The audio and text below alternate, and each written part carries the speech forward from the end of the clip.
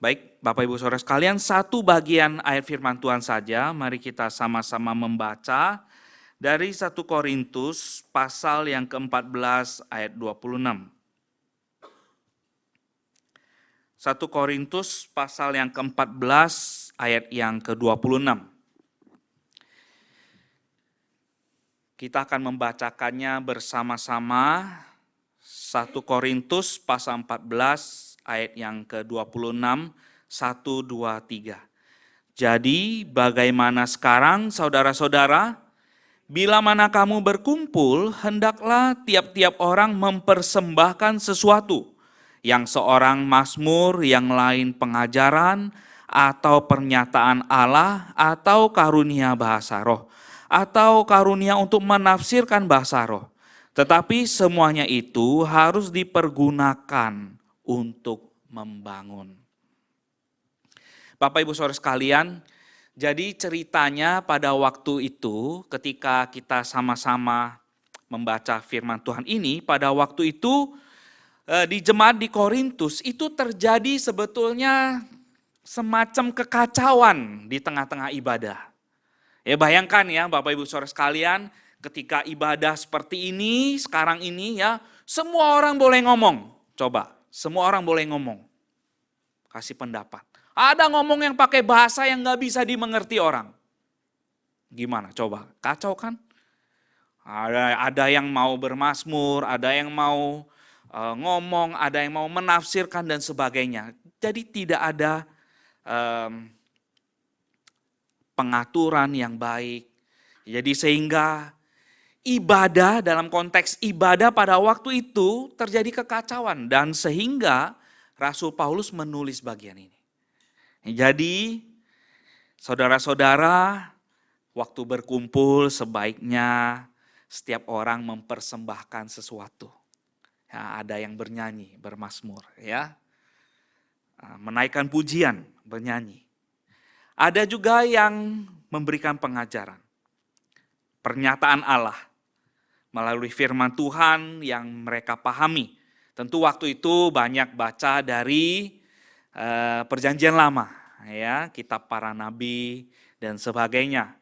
Lalu juga ada yang mungkin membaca surat-surat dari para rasul yang diedarkan ke jemaat. Ya, ada yang mengajar, ada yang berbahasa roh, tetapi nggak boleh hanya bahasa roh saja. Harus ada yang menafsirkan. Jadi kalau nggak ada yang menafsirkan, apa gunanya bahasa roh itu? Ya, jadi Paulus berusaha untuk mengatur keteraturan yang terjadi di dalam ibadah supaya itu tujuannya untuk membangun jemaat. Nah, Bapak Ibu Saudara sekalian, jemaat Korintus ini memiliki banyak sekali karunia. Ya, punya banyak sekali karunia. Saya percaya GKI Epic juga punya banyak karunia ya. Punya banyak karunia. Di sini banyak orang bisa bermazmur ya, bernyanyi, memuji Tuhan ya. Contoh tadi Lauselea ya. Kita semua dibawa kepada Tuhan ya, memuji menyembah kepada Tuhan. Nah, ada pemain-pemain musik juga ya. Di sini punya banyak karunia. Baik, Bapak Ibu Saudara sekalian, mari kita sama-sama belajar sore hari ini mengenal karunia rohani. Ya, kita mengenal karunia rohani. Apa itu karunia rohani? Dan apa bedanya dengan bakat dan talenta? Ya, kira-kira seperti inilah ya. Karunia rohani itu anugerah, Bapak Ibu Saudara sekalian. Anugerah. Kalau bakat, talenta itu bawaan lahir. Bawaan lahir ya. Jadi setiap orang bisa beda-beda, betul. Masing-masing punya karunia rohani, punya bakat, talenta yang spesifik berbeda-beda. Dan semuanya itu bisa dikembangkan. Ya, proses by learning bisa juga. Ya, bedanya mungkin ya, orang yang punya punya bakat menulis syair, bermazmur, nyanyi gitu orangnya ya. Punya bakat dengan yang tidak punya bakat sama-sama belajar, wah hasilnya tentu yang punya bakat itu akan lebih baik tentunya ya. Mungkin dia lebih cepat belajarnya, rasa seninya itu mungkin lebih tinggi, mungkin lebih menggugah perasaan dan sebagainya. Apa bedanya dengan karunia, Bapak Ibu Saudara sekalian? Karunia itu pemberian anugerah. Diberikan oleh Roh Kudus. Ya, jadi setelah orang mulai sadar dirinya bahwa dia seorang berdosa, sebetulnya pada waktu itu juga Roh Kudus sudah berkarya di dalam dirinya. Jadi kalau orang yang belum sadar dirinya seorang berdosa, dia merasa dia fine-fine aja, saya orang baik, yang penting jangan jahatin orang lah. Ya, hidup yang benar aja lah, baik-baik lah ya. Saya cengli lah orangnya. Ya begitu ya. Merasa diri baik, merasa diri bagus, ya. Merasa diri mulia, tidak sadar diri seorang berdosa. Biasanya itu Roh Kudus belum bekerja dalam dirinya. Kalau seorang yang sudah sadar dirinya seorang berdosa dan dia sungguh membutuhkan Yesus Kristus dalam hidupnya. Dia tahu bahwa tanpa Tuhan saya binasa nih, saya celaka. Tuhan itu kudus, saya orang berdosa.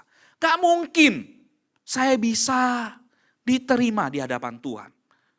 Satu dosa pun membuat saya itu tidak layak diterima di hadapan Tuhan. Karena dia kudus dan dia menuntut kita hidup sempurna. Bagaimana mungkin saya sempurna? Saya sedikit banyak ada dosanya. Dan saya struggle dengan dosa itu. Kadang-kadang dosa itu bisa muncul keluar. Nah, ini kira-kira pergumulan seorang yang jiwanya sudah disentuh oleh Roh Kudus. Mengalami karya Roh Kudus. Sehingga dia sungguh sadar bahwa saya butuh juru selamat. Hanya Yesus, melalui Yesus, saya punya pengharapan hidup kekal.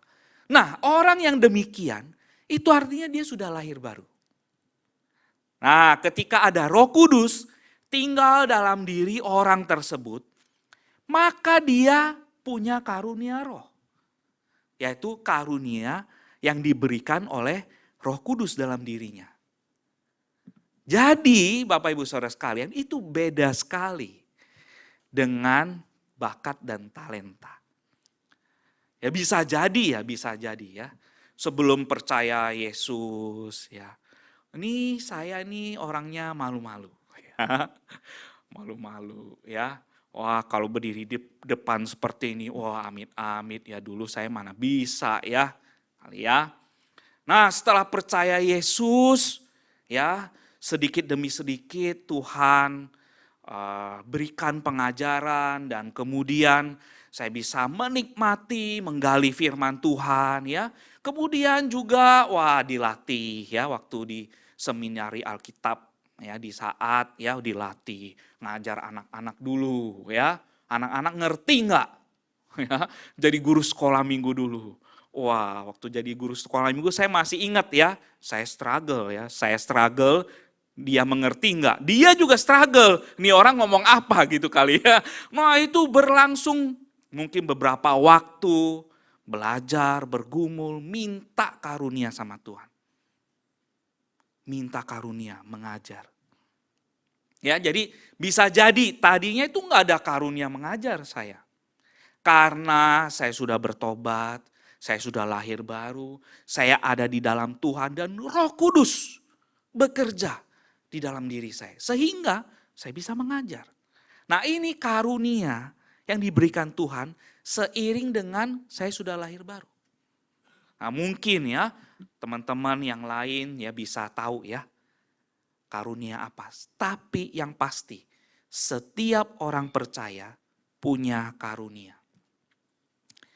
Dan karunia itu bisa dikembangkan. Bisa dipelajari dengan penuh tanggung jawab, ya, dengan tekun, dengan hati yang taat kepada Tuhan, terus belajar, berkembang dan semakin berbuah. Ya. Itu bedanya karunia rohani dengan bakat atau talenta. Nah, setiap orang pasti punya karunia rohani. Setiap orang percaya maksud saya. Pasti punya karunia rohani. Karena nggak mungkin Roh Kudus diam di dalam diri kita, orang percaya, tetapi tidak memberikan karunia-Nya. Nggak mungkin. Pasti punya minimal satu. Nah kalau diteliti lebih baik, lebih peka, lebih terbuka terhadap pekerjaan Tuhan, tentu Roh Kudus berkarunia lebih banyak lagi. Bapak Ibu Saudara sekalian.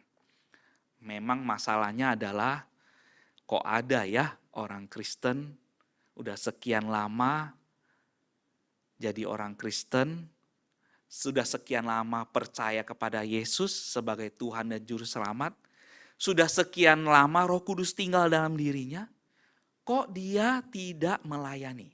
Nah, ini pertanyaan buat kita semua. Kenapa orang Kristen datang cuma beribadah lalu pulang, tidak melayani? Mungkin merasa, wah, saya tidak bisa seperti dia. Ada di depan memimpin pujian, oh saya nggak bisa, saya nggak pernah punya karunia bermazmur, bermain musik dan sebagainya. Oh saya tidak punya karunia mengajar, tapi kan karunia ada banyak. Nanti kita lihat list karunia, ada begitu banyak Bapak Ibu Saudara sekalian. Oke? Mungkin sebelum hari ini kita belum sadar, tetapi hari ini saya mau kasih tahu Bapak Ibu Saudara sekalian. Setiap orang percaya pasti punya karunia, karunia Roh Kudus. Kita pasti diberikan karunia untuk melayani Tuhan. Untuk melayani Tuhan. Nah pertanyaannya, bagaimana saya dapat mengenal karunia Roh? Kalau selama ini kita berpikir bahwa kita nggak punya karunia, yuk kita sama-sama lihat diri kita. Apakah saya sudah lahir baru belum? Jangan-jangan nih, selama ini saya pikir saya orang Kristen. Karena saya udah dilahirkan langsung di dalam keluarga Kristen. Wah, waktu kecil udah nggak ada pilihan. Orang tua saya bawa saya ke gereja. Oh saya besar di dalam gereja memang. Saya nggak sadar sebetulnya. Saya udah lahir baru apa belum? Oh nggak heran Bapak Ibu Saudara sekalian. Kalau Bapak Ibu Saudara sekalian belum lahir baru, tetapi sudah menyandang identitas Kristen, itu karena bawaan lahir. Ya, karena sudah dikondisikan sedemikian rupa. Oh saya nggak sadar kapan saya lahir baru. Ini jadi pertanyaan yang baik untuk kita gumulkan sore hari ini. Bapak Ibu Saudara sekalian. Jangan-jangan saya sudah lahir baru apa belum? Saya bisa mungkin jadi orang Kristen. Berlama-lama, sekian lama, puluhan tahun di dalam gereja. Belum lahir baru.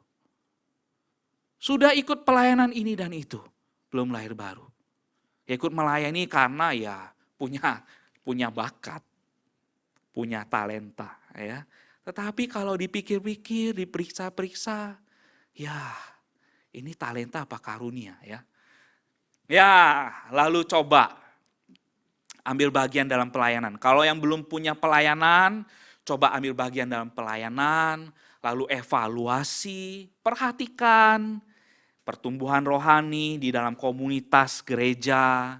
Coba melayani ini dan itu, ikut ambil bagian, lalu perhatikan, evaluasi, ujilah pelayanan itu. Ada buahnya enggak? Ya. Atau Bapak Ibu Saudara sekalian boleh tes karunia ya. Bapak Ibu Saudara sekalian boleh ya. Nah, minta jadwal saya ke TU. Saya ada tes yang sederhana ya untuk kita bisa tes ya. Udah dites, lalu kita coba evaluasi, coba kita lihat sama-sama bagaimana perjalanan rohani. Bapak Ibu Saudara sekalian, lakukan tes. Ya. Tes ini bukan determinis your gift, bukan. Ini hanya untuk menolong Bapak Ibu Saudara sekalian untuk melihat mungkin enggak ya Tuhan kasih saya karunia ini. Setidaknya kita itu punya gambaran Bapak Ibu Saudara sekalian. Ya, bukan berarti setelah dites, wah udah pasti saya punya karunia nih. Belum tentu, diuji lagi. Tetapi setidaknya Bapak Ibu Saudara sekalian ada gambaran, sedikit gambaran tentang karunia apa kira-kira Tuhan sudah berikan buat saya melalui Roh-Nya yang kudus. Lalu juga bisa konfirmasi sama hamba Tuhan atau pembina atau tanya-tanya teman ya. Gimana kira-kira saya memimpin pujian ya. Kamu merasakan berkat Tuhan? Oh iya loh, kamu mimpin pujian ya. Waktu kamu nyanyi itu ya, saudaraku, hati saya itu tenang. Entah kenapa, saya merasa dekat dengan Tuhan. Hati saya merasa diarahkan kepada Tuhan Yesus. Wah, jangan-jangan itu benar. Kamu punya karunia bermazmur. Jangan-jangan. Ya, itu fungsinya. Ya, setelah tes, selalu coba pelayanan, tanya teman. Tanya hamba Tuhan. Ya, hamba Tuhan yang baik itu akan kasih konfirmasi, kasih evaluasi.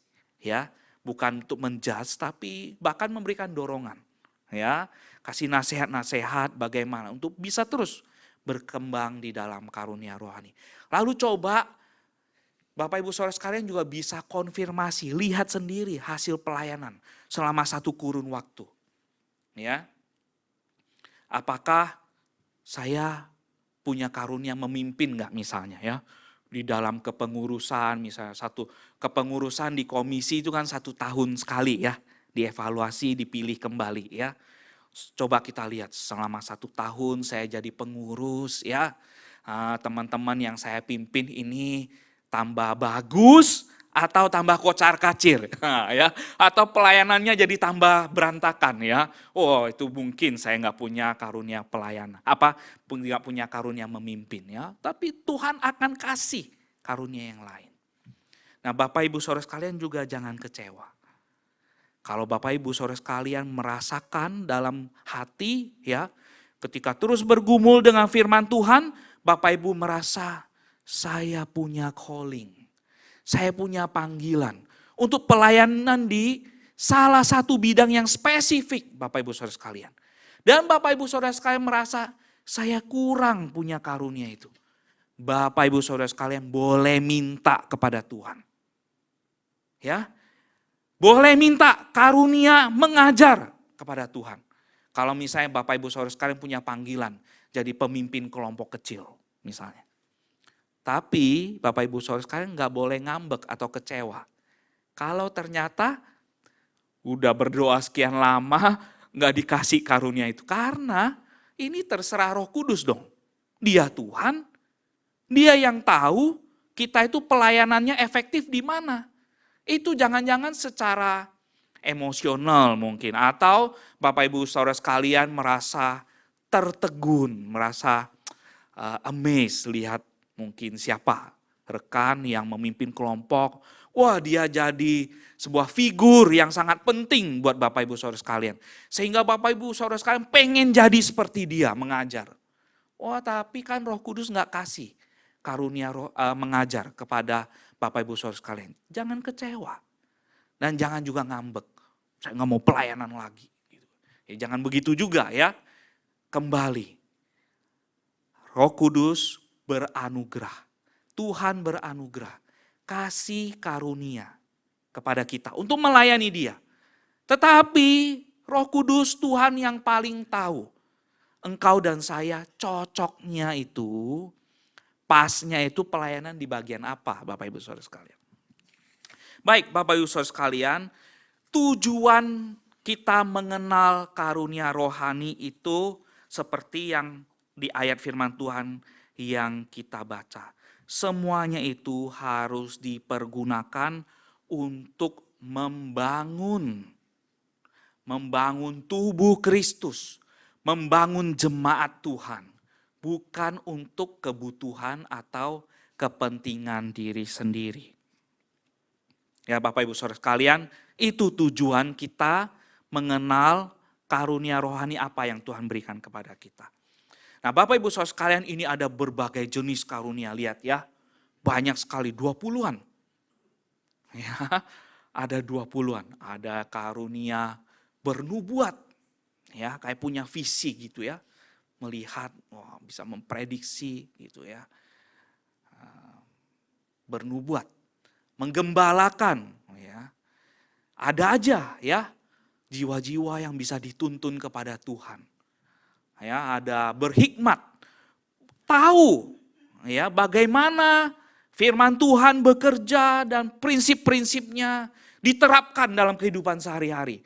Wah, dia orang yang berhikmat ya, atau berpengetahuan dan sebagainya dan sebagainya. Bisa menasehati ya. Kalau ngomong ke teman-teman ya, kasih encouragement. Wah, temennya itu kayak semacam dapat solusi gitu ya. Wah, itu cocok jadi counselor. Ya, karena dia punya karunia menasehati. Nah, Bapak Ibu Saudara sekarang ada banyak karunia-karunia ini, kita perlu cari tahu. Kita itu punya jenis karunia rohani yang mana. Sekali lagi, semuanya bermanfaat, bertujuan untuk membangun tubuh Kristus.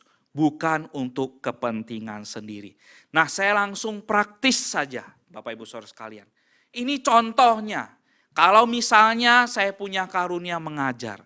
Bandingkan, kita lihat sekarang. Mana yang untuk kepentingan pribadi, mana untuk kepentingan membangun jemaat. Nah, dengan contoh ini kita bisa coba pikirkan. Selama ini Bapak Ibu Saudara sekalian melayani ya, punya karunia apa melayani, ini bisa coba kita ukur kira-kira. Ya. Kalau punya karunia mengajar ya, orang-orang yang menggunakan untuk kepentingan pribadi ya. Nah, itu contohnya dia cenderung menonjolkan diri ya supaya dianggap hebat, ya, dianggap pintar.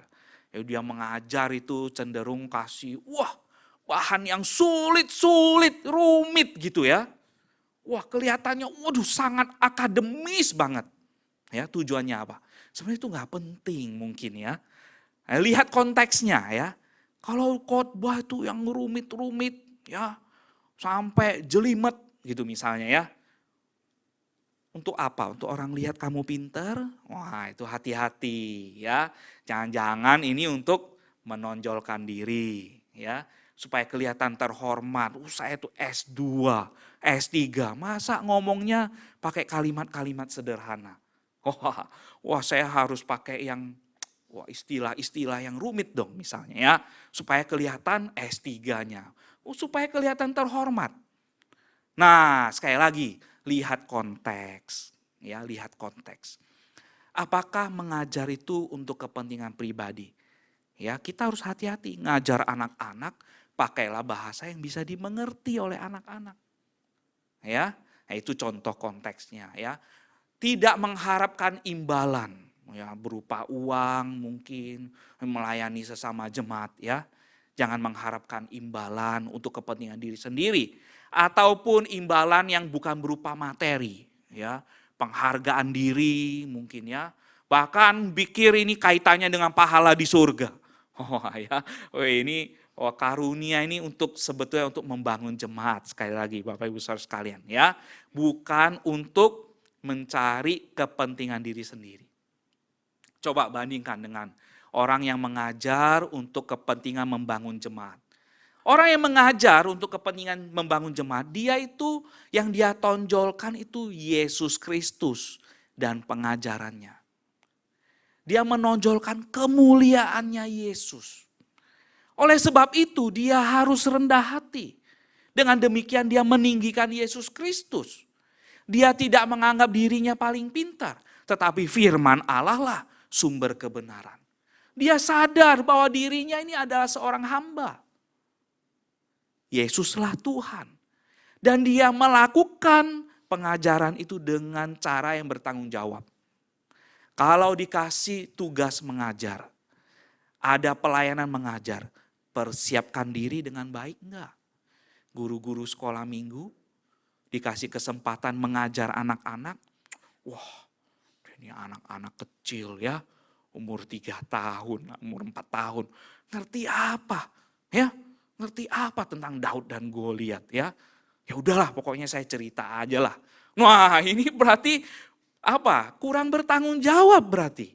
Ya, kalau orang yang punya karunia rohani untuk mengajar, tentu dalam dirinya ada sebuah tanggung jawab untuk mempertanggungjawabkan pelayanan ini di hadapan Tuhan. Dia sadar dirinya seorang hamba. Dia lakukan dengan penuh bertanggung jawab.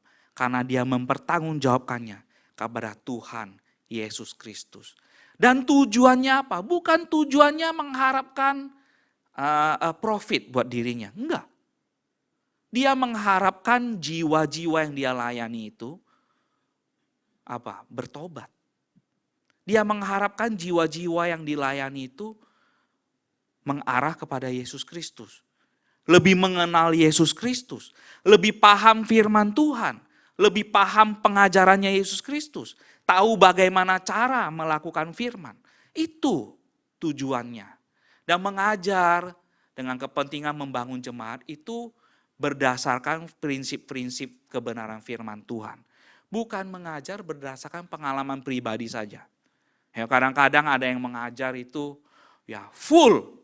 Ya, dari depan sampai awal itu cerita tentang pengalaman-pengalaman. Ya, yang kemudian itu akunya lebih banyak. Ya, nama si akunya lebih banyak daripada nama Yesus Kristus. Nah, itu salah satu contohnya, ya. Nah, kemudian itu mengarahkan orang kepada dirinya sendiri akhirnya, bukan mengarahkan orang kepada Yesus Kristus. Ini salah satu contoh. Kalau orang yang mengajar untuk kepentingan diri sendiri dan orang yang mengajar untuk kepentingan membangun jemaat. Kita adalah orang-orang percaya, kita ada Roh Kudus dalam diri kita. Kita mengalami karunia Roh Kudus. Seharusnya karunia yang Tuhan Roh Kudus berikan kepada kita, kita kembalikan untuk kemuliaan bagi nama Tuhan kita, Yesus Kristus. Bukan untuk kepentingan diri kita sendiri. Dalam karunia apapun Bapak Ibu Saudara sekalian, kembalikan semuanya demi untuk kemuliaan Tuhan Yesus Kristus. Dan perhatikan tujuan kita mengelola, menggunakan karunia kita itu adalah untuk membangun sesama saudara seiman, untuk membangun jemaat. Orang yang punya kemampuan mengajar itu, ya, dia memberi diri, dipakai Allah, punya kemampuan yang istimewa, sehingga dia bisa menyampaikan informasi yang relevan. Ya, ini salah satu contoh ulasan tentang karunia mengajar, ya. Kita bisa lihat karakteristiknya, dia adalah seorang yang mampu menyampaikan informasi dengan relevan ya untuk pelayanan dalam tubuh Kristus sehingga jemaat bisa menyerap pelajaran yang dia ajarkan. Ya, lalu orang punya karunia pengajaran, dia bisa menikmati dalam belajar Alkitab.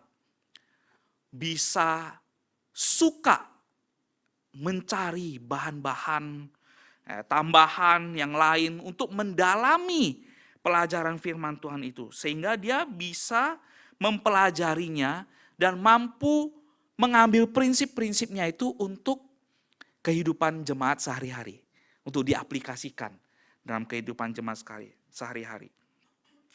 Dan dia bisa mengelola informasi itu sedemikian rupa dengan cara tersendiri, dengan cara yang menarik dan membuat orang mudah mengerti. Ya. Lalu membuat jemaat itu mudah mengingat juga untuk diaplikasikan. Nah, ini salah satu karakteristik ya orang-orang yang punya karunia mengajar. Ini saya cuma kasih contoh aja Bapak Ibu Saudara sekalian ya. Nah, kalau Bapak Ibu Saudara sekalian mau mencoba mencari tahu karunia apa yang Tuhan berikan kepada Bapak Ibu Saudara sekalian, Bapak Ibu Saudara sekalian bisa mengeksplornya seperti ini. Ya, lalu ada ayat-ayat firman Tuhan yang mendukung ini bisa dipelajari ya, bisa dicoba dibuka, direnungkan ya, dipelajari. Nah, Ada catatan tambahan untuk orang yang punya karunia mengajar. Dia bisa memberikan nasihat, bisa bernubuat juga, dan bisa mengajar dalam kaitannya dengan kemampuan mengkomunikasikan pelajaran itu. Ya, jadi orang yang punya karunia mengajar itu erat kaitannya dengan 3 pelayanan ini ya, memberikan nasihat, bernubuat, dan mengajar. Nah, perbedaan untuk setiap karunia itu memang ya agak sulit dibedakan, tetapi kombinasi dari 3 karunia tadi itu menolong orang-orang yang punya karunia mengajar itu bisa fokus memberikan nasihat dengan lebih spesifik, lebih aplikatif kepada setiap pribadi dengan pesan-pesan kebenaran yang disampaikan. Nah, pengajaran itu bisa fokus kemudian membawa pemahaman yang cukup dan komprehensif, ya, menyeluruh.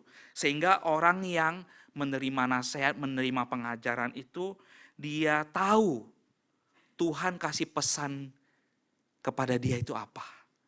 Dia juga tahu apa kebenaran firman Tuhan yang sedang dia pelajari waktu itu. Bapak Ibu Saudara sekalian, saya mau wrap up nih. Kesimpulannya, ya Bapak Ibu Saudara sekalian. Yang pertama, bagaimana caranya Bapak Ibu Saudara sekalian bisa mengenal karunia rohani yang ada dalam diri Bapak Ibu Saudara sekalian. Coba lihat, sudah lahir baru belum?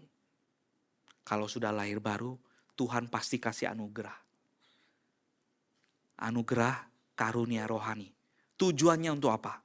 Tujuannya untuk membangun jemaat. Bagaimana caranya saya bisa tahu? Bapak Ibu Saudara sekalian bisa berdoa, bergumul di hadapan Tuhan. Coba buka hati dan pikiran, lebih peka terhadap suara Roh Kudus. Lebih peka waktu belajar firman Tuhan. Lihat Tuhan arahkan Bapak Ibu Saudara sekalian dengan terhadap karunia rohani apa. Coba ambil bagian dalam pelayanan. Coba ikut tes, coba diskusi sama hamba Tuhan, sama teman. Coba evaluasi pelayanan yang Bapak Ibu Saudara sekalian lakukan selama 1 atau 2 jangka waktu tertentu.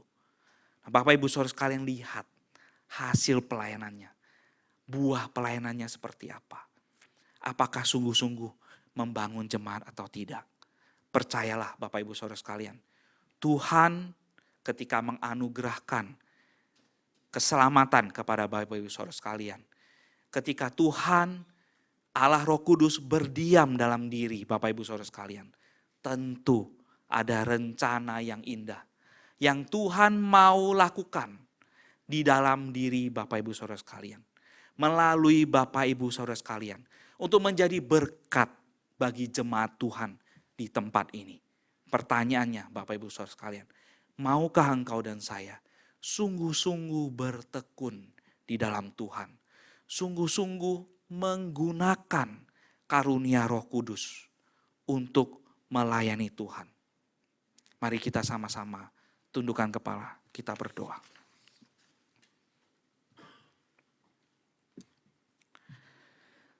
Terima kasih Tuhan, hamba-Mu sudah berhenti berbicara, tetapi firman-Mu kiranya terus berbicara, berrema di dalam hati dan pikiran kami.